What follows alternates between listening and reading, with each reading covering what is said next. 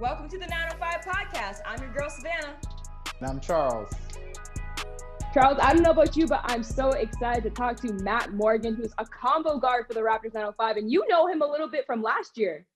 Yes, Matt is a shooter, as we like to say. He can. Once he crosses half, he's deadly, and you got to be aware of that. That's awesome. Honestly, looking forward to having a conversation with him. I think it's going to be great. You know what? The one thing we're going to have to bring up, and it could get touchy, is we have a past, and we'll bring that up throughout the show. Oh, okay. I'm looking forward to this. Charles, I'll let you do the honors this time. Let's welcome Matt to the show. So, Matt, it's a pleasure to have you on the show with us today. Charles, I heard that you guys have some background, some history. Want to let me in on that before we get started so I'm not out of the club? Well, I'm sorry, Matt, to say this, put you out there like that, but a few times at practice, I'd body Matt, every once in a while. We get into practice and Matt would feel a little shoulder and kind of slow him up, take a deep breath. Matt, I'll let you tell the story if you'd like, but that's more or less how it went. Matt would have to go to center court to shoot his three because he knew I couldn't guard him out there. I don't remember it like that at all, but I do remember a few times him playing defense, and it was clamps for the first time, and then I had to get serious, so that's all it was. You had to push the old man back around, eh? Yeah, I had to do something, had to show him that I wasn't a pushover. It was my rookie year. I had to get adjusted to it. Okay. Well, so now if Charles was in a bubble with you, you would take it easy on him or you push him harder? It's training camp right now, so I take it easy. But as the season goes on, I might have to get a little bit more aggressive. Okay, that makes sense. Now I heard that you watch The Office. Oh, all the time. Is that what you're doing in the bubble these days on the free time? Free time. When I'm not playing the video game, I'm binging The Office for like the 100th time, to be honest. You know already that I have to ask you who's your favorite character. Okay, so I'm gonna give the obvious answer and say Michael Scott because it wasn't the same without him after he left. But my low key favorite is Creed. Really? Yeah, Creed's probably one of my favorites. Because, he doesn't say much, but when he says something, it is always hysterical because it makes no sense whatsoever. Yeah, he's like the crazy old man in the show. But I would say my favorite character is Jim. Jim's a real one.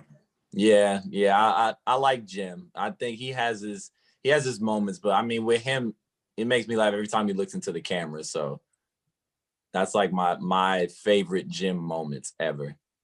Yeah, that's classic.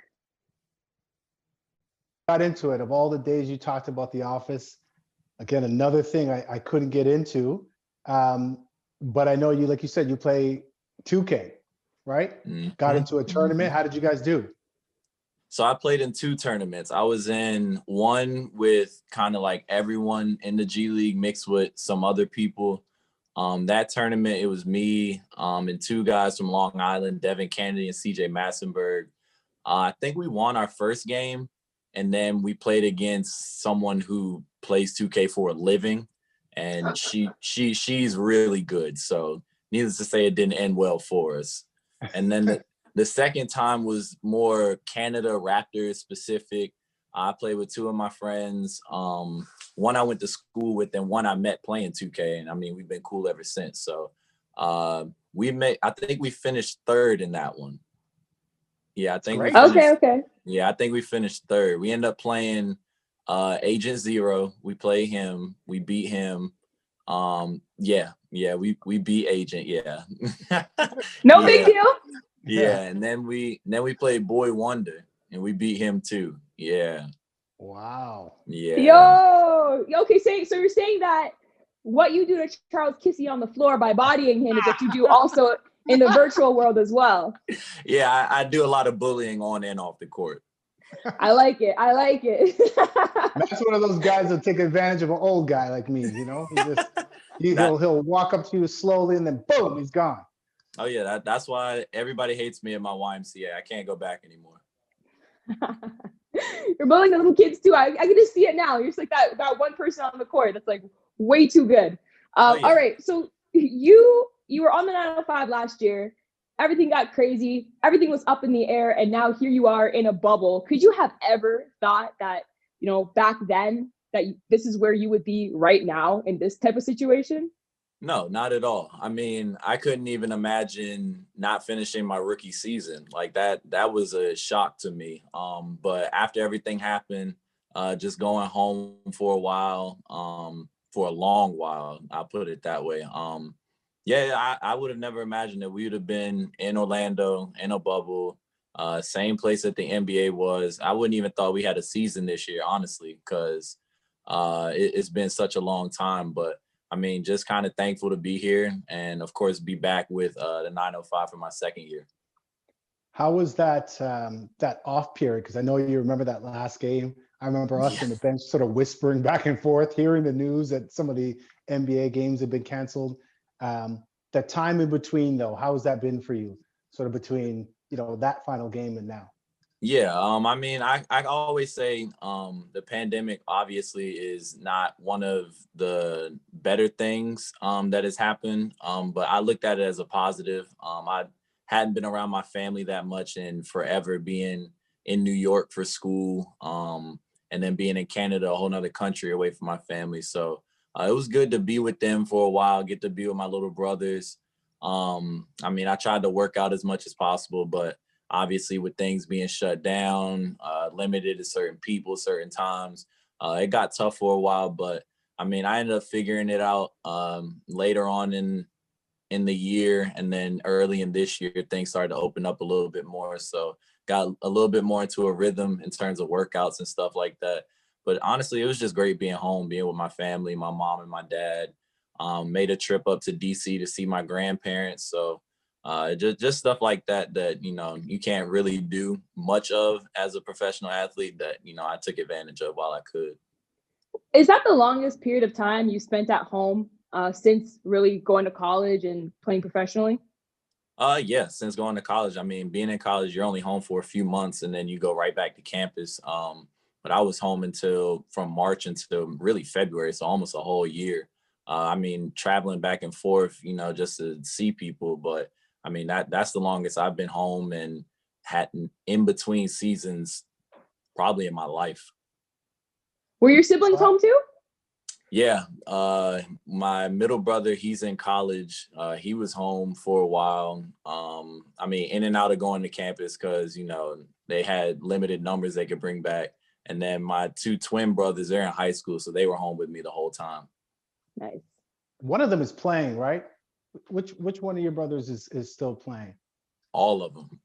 They're all playing. So this is, and I think we talked about this, can't remember where we were when they came to visit you. We talked about one of them is going to be better than you, or are they all going to be better than you?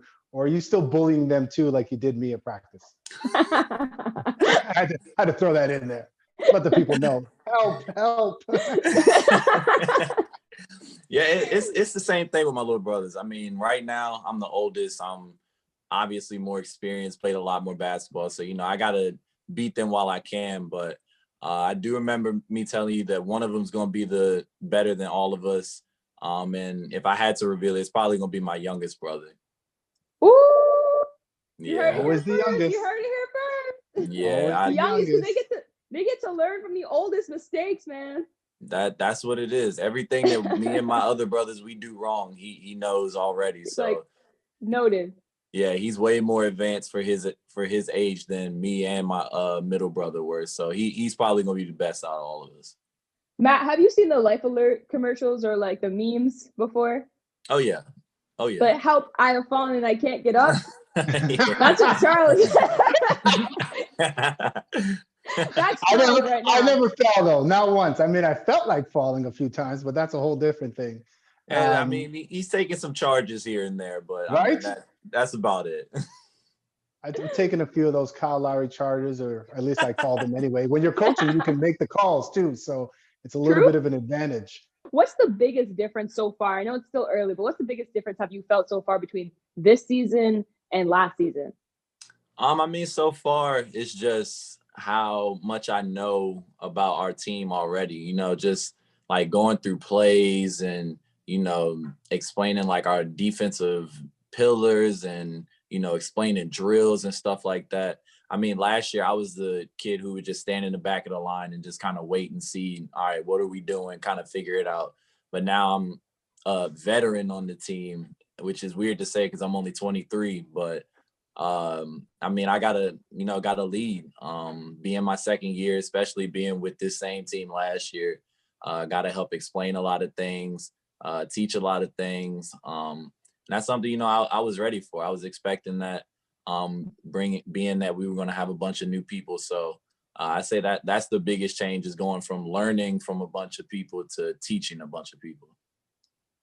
Yeah, and I was gonna say, I was thinking as you said that, I mean, you're ready for it. You did it in college, and you're a pretty, knowing you're a level-headed, mature guy, ready for responsibility, which includes guarding me sometimes at practice. But go back to Cornell, like 4 outstanding years playing on your way to the G League. Talk a little bit about that time and then the transition to the G League from college to pros.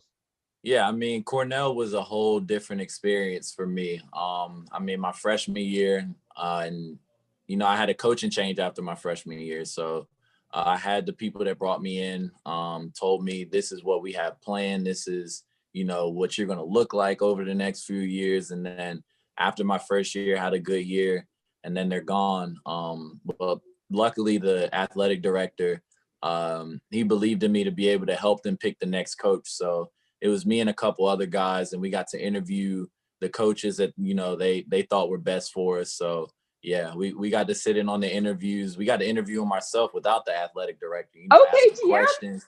Wow. Yeah, yeah, GM. But yeah, Look at we that. asked some questions, and just got a feel for them. And I think the coach we hired, Coach Earl, who's still there, I think that was the best decision for me and our team. He helped me my last 3 years learn a lot. Going from my freshman year playing with the ball all the time in my hands, having to create for myself, to the last 3 years playing more the Princeton offense, which is where he's from. And, he did amazing things at Princeton. So learning that offense, and, just trying to keep getting better every year.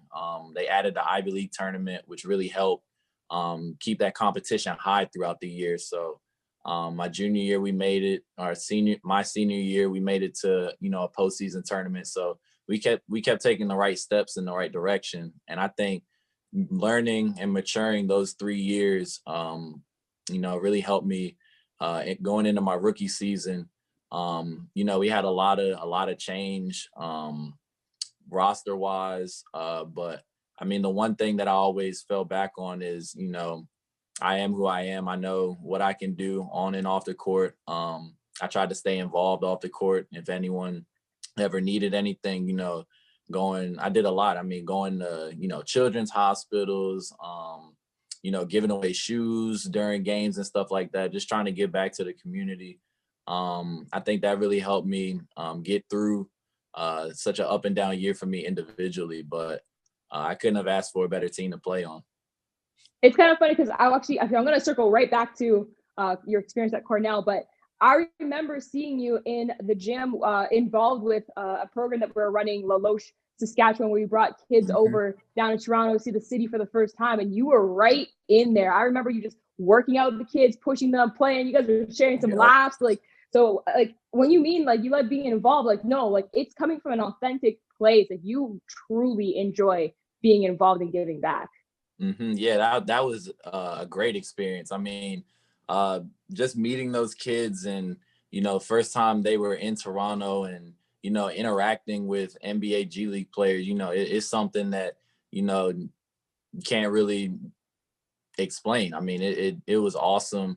I mean, some of them still follow me on Instagram. They ask me questions from time to time. So, just having that interaction and being able to connect with people like that.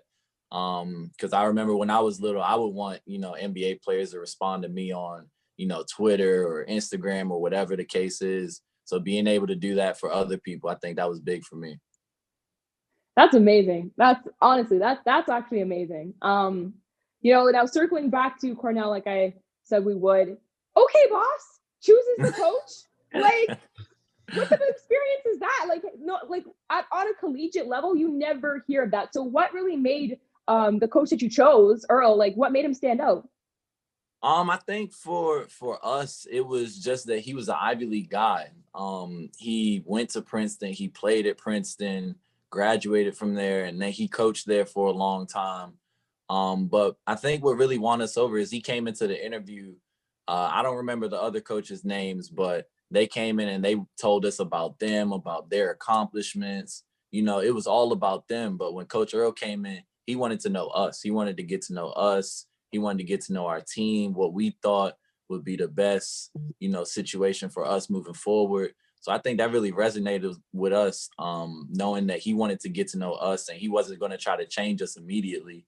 He wanted to kind of see what we wanted. And then, I mean, it doesn't hurt that he said he doesn't really believe in conditioning. He would just rather us play. He would just rather us play pickup all the time to get in game shape. So I mean that didn't hurt either. Nice. Oh boy, I love that.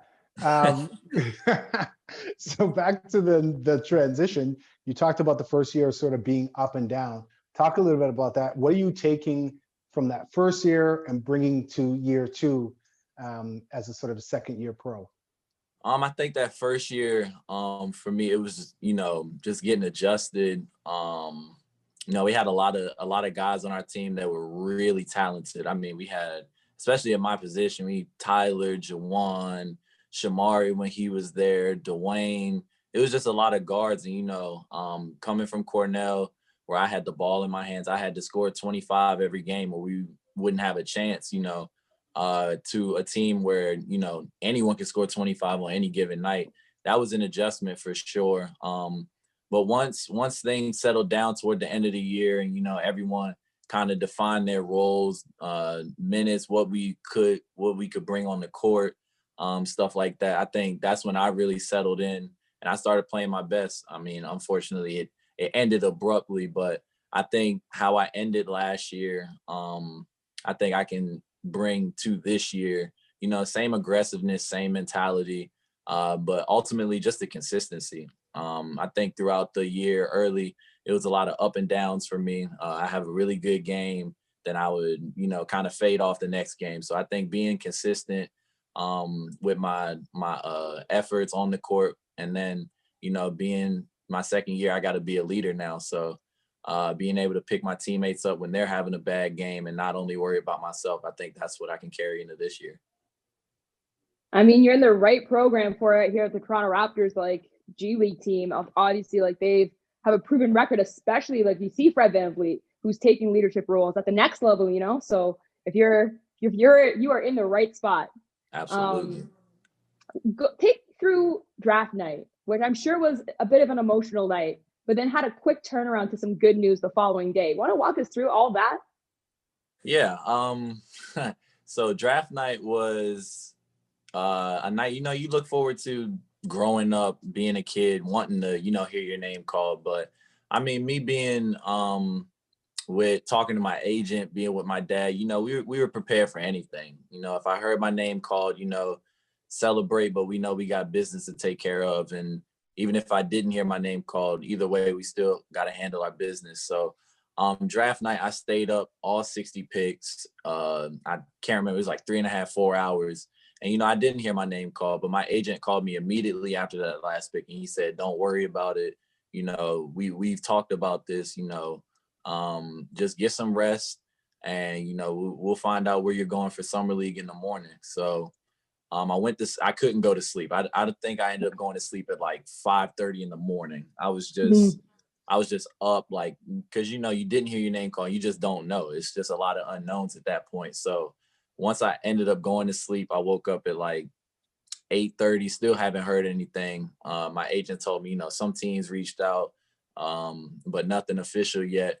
So, I mean, I decided to go about my day, not really put too much stress on it. And me and my dad were actually going to cut the grass And I think I had just put on like clothes, the shoes, warming the lawnmower up. My agent called me out of nowhere, and I answered the phone, and he was like, "Okay, so I got you. We're going to Toronto." And I was like, "Wait, the defending champion Toronto Raptors."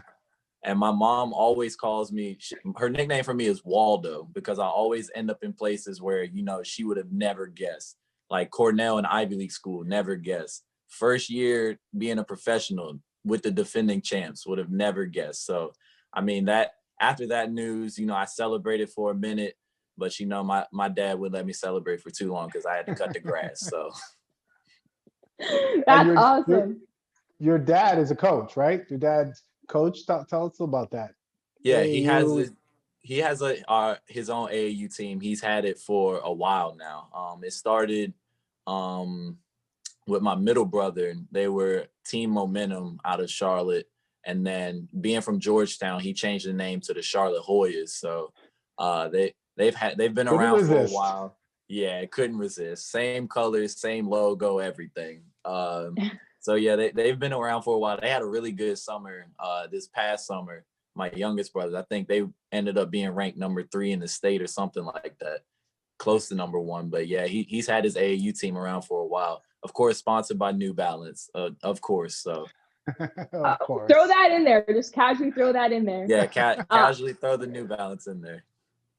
Talk to us now that you brought it up. You gotta talk to us about like what's with you and New Balance. Like you only rock them on the court and everything. Like what draws you to them, I should say. So my dad has worked for them for, I think I read the past 16 to 17 years. He was with the baseball division for a while because they didn't have basketball. But then they got more involved in basketball, and he kind of started to, manage that division of it. And, they signed Kawhi, they signed Darius Baisley, they signed DeJounte Murray. And then when I was coming out of college, he was like, you might as well throw all your Nike shoes away because you're going to be with New Balance. So, I mean, that now I'm signed with New Balance, and that's all I wear. I haven't worn Nike since I think I graduated college. Okay. Yeah. And I know you have an unlimited amount. So what do you do for shoes? I know you have quite the collection. When you play, are you switching them every game? Do you have a favorite pair? Like how do you go about your shoe game? So I am very superstitious. Like if I have a good game in one pair of shoes, I will wear those shoes until I have a bad game, and then I will never wear those shoes again. So I have a favorite pair. This past year we wore the Kawhi Omnis. So they had a bunch of different colorways. My favorite were the bright pink ones. But I played in them all throughout the beginning of the year. Then I had one bad game and I never wore them again until I got a new pair. So, but this year we have new, I want to say line of shoes, but I don't know if that's the right word, but we have a new line of shoes called the Two Ways. Me, DeJounte, Jamal Murray, who they just signed, and Darius Baisley will all be wearing those. Kawhi's in a different stratosphere, so he has his own thing, but we'll be wearing the Two Ways. Not better, just different. Yeah, he's just different. He's just different. It's Kawhi, so you can't really say anything. But we all have our own, personal edition versions of the shoe. So I'm excited to wear those. All right, so there's 2 types of basketball players. The type that, they wear the subtle, the black, and then there's the type that wears the bright, the neon, the highlighter. And I'm guessing you're the latter? I am definitely the latter. I would like the bright colors. I like my shoes to stand out. Why is that? I don't know. It's weird. I've always wanted. I mean, I've like I said, I'm superstitious. So if the basic shoes are working for me, then those are the shoes I'm gonna wear. Like in college, I would wear one pair of shoes all season. It didn't matter. We got new shoes throughout the year. I'll wear them for practice, but game days, these are my shoes. But I don't know. I've always gravitated to the more brighter colored shoes. I feel like they just stand out. And, when people are looking on the court, they see the black, they see the white, the gray, but if you have like neon green shoes, that's where your attention goes. Absolutely. Did you kind of grow up with that? Like Savannah makes a great point. When I was growing up, not that I'm that old, but when I was growing up, that wasn't a thing. Did you grow up? I guess you're young enough, right? 23. Was that Yep. all you kind of knew? Yeah, I mean that was it. I mean, with the bright colored shoes, people wearing the short shorts now, which people thought would never be a thing again. Melo wearing hoodies when he's working out. I've done it all. So the highlighter shoes were definitely, it started when I was playing AAU, but it's stuck with me since then. Okay, now I got two questions. One Okay. is a very basic one. What's your favorite color? And two is, are you here for the short shorts? Okay, starting with number one, I have two. Well, my favorite color is purple. That's my all-time favorite color. Okay. My high school was purple and teal. Purple's always been my favorite color. And two, I kind of like the short shorts. I can kind of rock them. I can rock them as long as it's not the short shorts with the low socks combination. I can rock with it. Okay, The low okay. socks, that's a little bit too much leg to show. But I like the short shorts. I like the confidence. I do. Yeah. So flipping back, you've been in the bubble. And how has this experience been? I know you've been playing. I'm assuming you've been gaming. What have you been doing? How's practice? Like, how is this all going for you? How are you handling it? Yeah. I mean, it started out weird. Getting here, once you get to your room, they're like, you're stuck in here. There's nothing you can do. We'll bring your food to you. Only time you can get out is to go get tested. But I mean, the first 4 days, I'm on the video game all the time anyway, so it didn't really affect me. But it's different down here. I will say that I can see. I think Paul George said it when they first got here. They were like, you're just so excited to hoop again that nothing else really matters. You're just trying to play basketball. You're excited to play again. So far, I feel like that's the phase that I'm in. I'm just excited to play again. I'm not really worried about too much on the outside. But right now, it's been good. The first 4 days, like I said, was quarantine.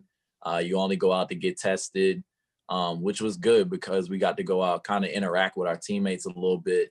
But after those 4 days, first day of training camp, the first day was tough. I'm not gonna lie, it was tough. A lot of running, a lot of conditioning, making sure you're in shape.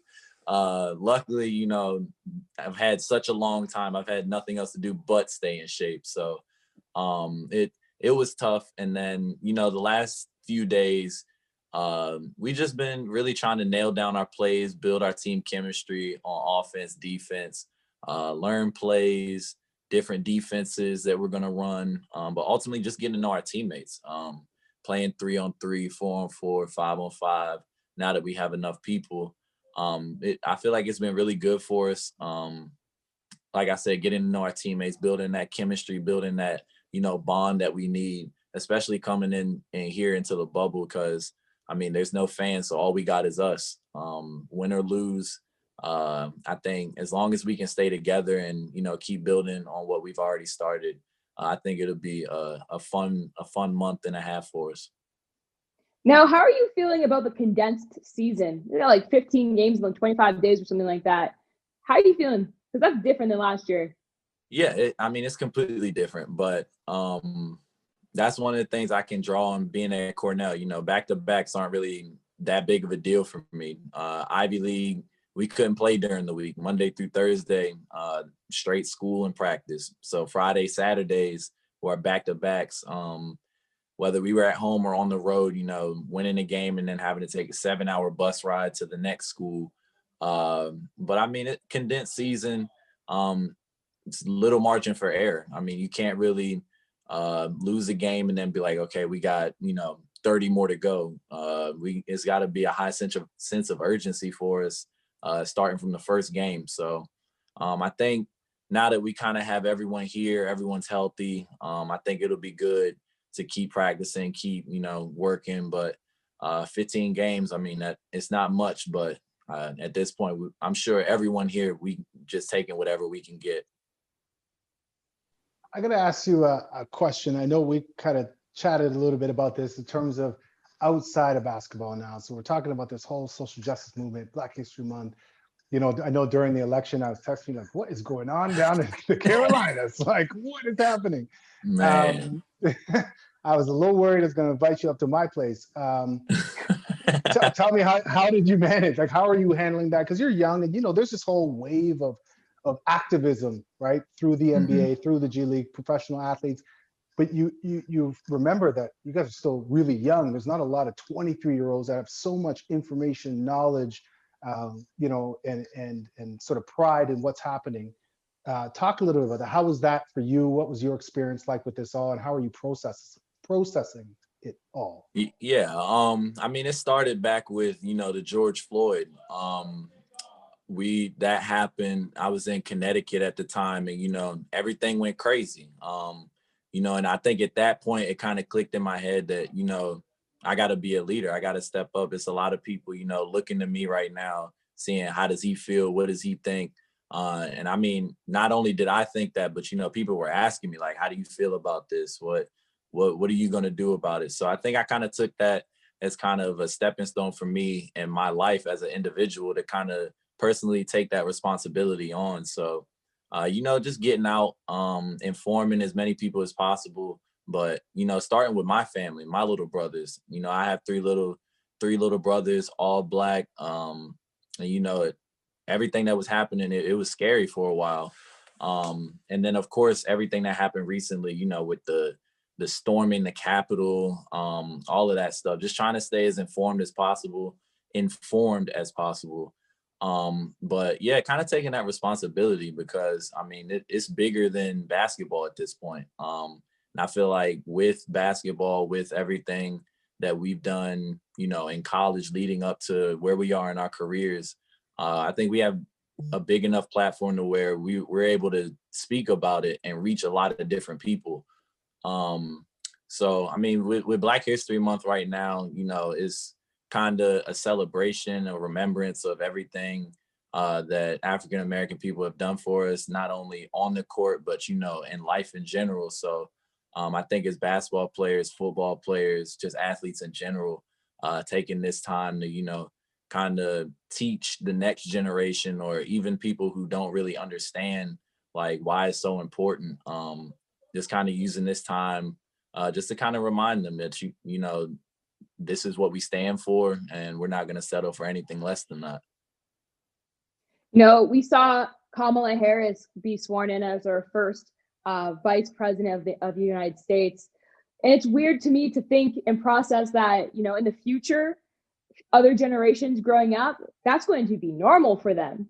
Right. Like, what are your thoughts on that? Like, we have seen a Black president, yes, but like, we know what it was like before. Yeah, I mean, with Kamala being sworn in as vice president, that's I mean, huge. I saw a picture of every past vice president up until this point, and they were all white males. So for her to break down that barrier, I mean, it's huge. I mean, words can't even describe how, you know, as a young African American woman, how that, you know, feels to them. I'm sure that's just elation. Like, you're so excited to see that, so excited for her individually. But you know, you celebrate it, but at the same time you got to hold her to you know, the standard that we hold everyone else to. Everything that she Absolutely. said that she was going to do, you know, now we're looking at her just kind of like, now it's time. You're here. You've done what you needed to do to get to this point, but just kind of looking like what's next. But I mean, when she was sworn in, my mom, the same way when Obama was sworn in as president of the United States, I mean, it was just tears of joy. I mean, because like you said, it's never happened before. It's a barrier that's been broken down. And I mean, we're living and witnessing history. So taking a step back to celebrate that, but at the same time, you know, for her, it's time to get to work now. So I'm sure she's just as focused on her job and what she has to be doing as everyone else is. So I'm excited for her and excited for, you know, the world. Because I mean, like people said, that you put your mind to it, there's nothing that you can't do. A So with little that louder for the said, people in the back. right, right. With that said, if you weren't playing basketball, what would you be doing? I mean, I've always had an interest. Yeah, I've always had an interest in sports marketing. That was kind of something that I loved. When I took I think one of two marketing classes at Cornell, I loved it. Everything about it, I really enjoyed it. Being able to, dissect, why does Nike do this commercial? Who's their target audience? Like stuff like that. Why did they pick this athlete to represent this brand, or little things like that interests me. So I feel like if I wasn't playing basketball, that would definitely be something that I would be pursuing right now. Take note, New Balance. Take note. Oh yeah, my dad always tells me I'm gonna be New Balance for life. I already feel it. It's okay. At least you know. At least you know. Yeah, Have that clarity. yeah. What are your goals on the court this year? I mean, the ultimate goal. Like last year, I told everyone win a championship. I haven't won a championship since high school, really, my senior year when we won our conference. So I think that's my ultimate goal. Last year, I feel like we were on a great path to be able to do that toward the end of the year. So I think building on last year, coming into this year, that's the ultimate goal, is to be the last team standing. But for me individually, I mean, it's just to continue building on how I ended last year. I feel like I ended the season the way that I knew that I could, and that I knew that I should have been playing the whole year. But I think coming into this year individually, like I said, being consistent, but ultimately winning a championship and then moving on to the next step in my career. And hopefully that's the NBA. Yeah, your plane hadn't hit altitude yet last year. You were still on your way up. There's no doubt about that. So you're back, and you got some familiar faces, you got some new faces.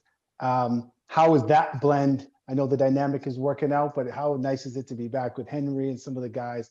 Talk a little bit about that, how Yeah, much I mean, easier it is. yeah, it is so much easier, especially having some familiar faces. Henry's back, Dewan's back, so having that familiarity. Coach E, Ryan. I knew Coach Brittany from Summer League. I knew Coach JB from Summer League. I've stayed in contact with them since. So having those familiar faces, that really helps me.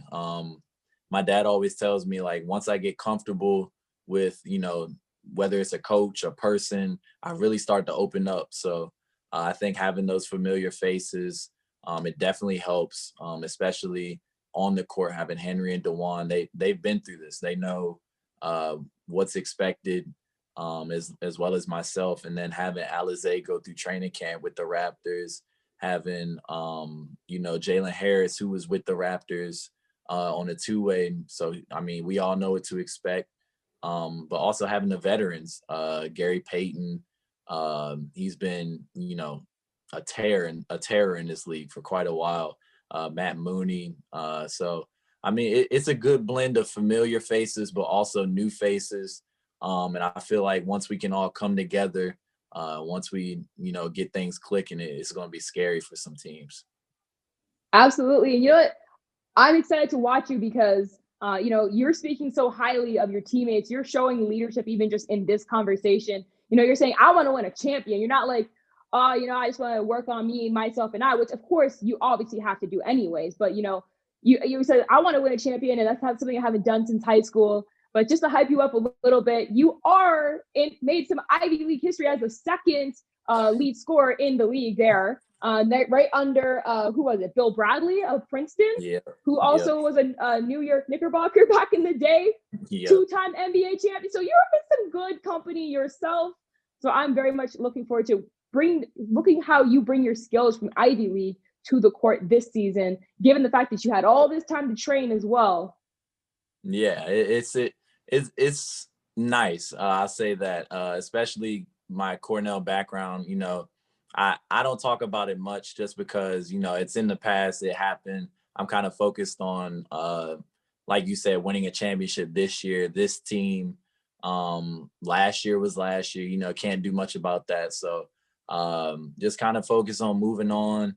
We got, like I said, a lot of new faces. I'm a second-year veteran, so, you know, being a leader on and off the court, I feel like that's big for me. But I mean, like you said, Cornell, I loved it every second of it, on the court, off the court. If I could do it all over again, I would. But I mean, right now, just kind of focused on, you know, winning a championship with this team.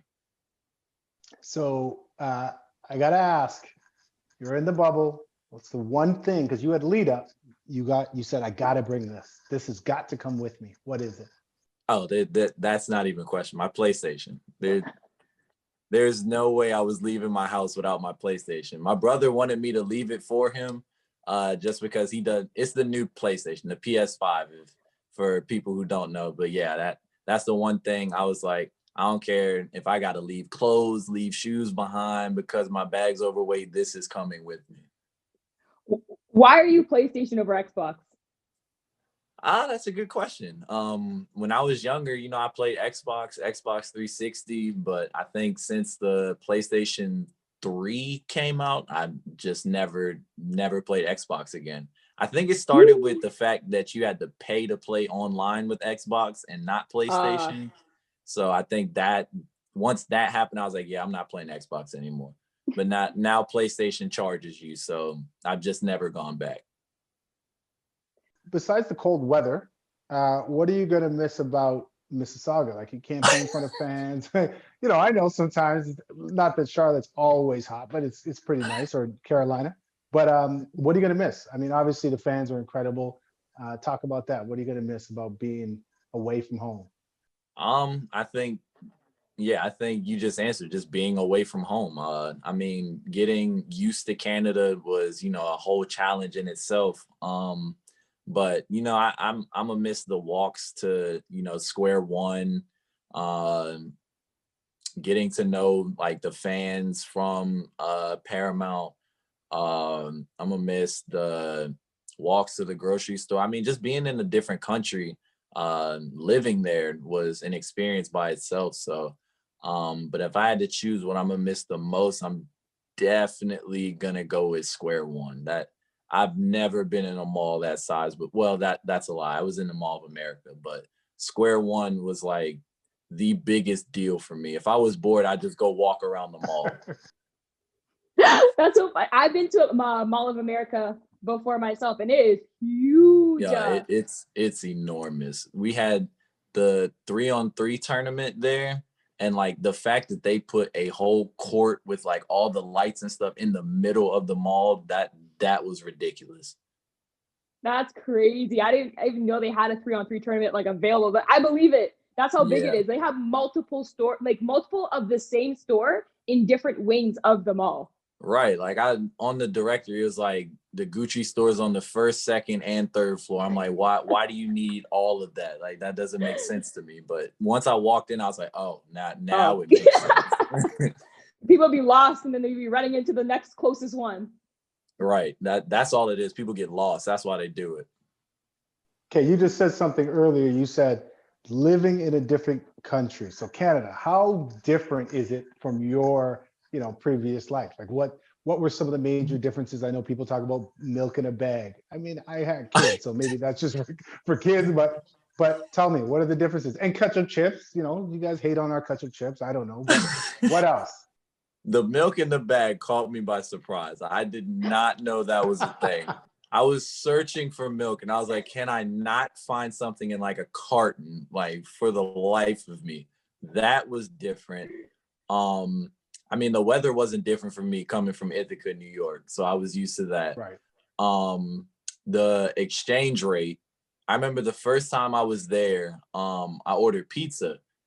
I did not know about the Canadian dollar. I thought it was all the same.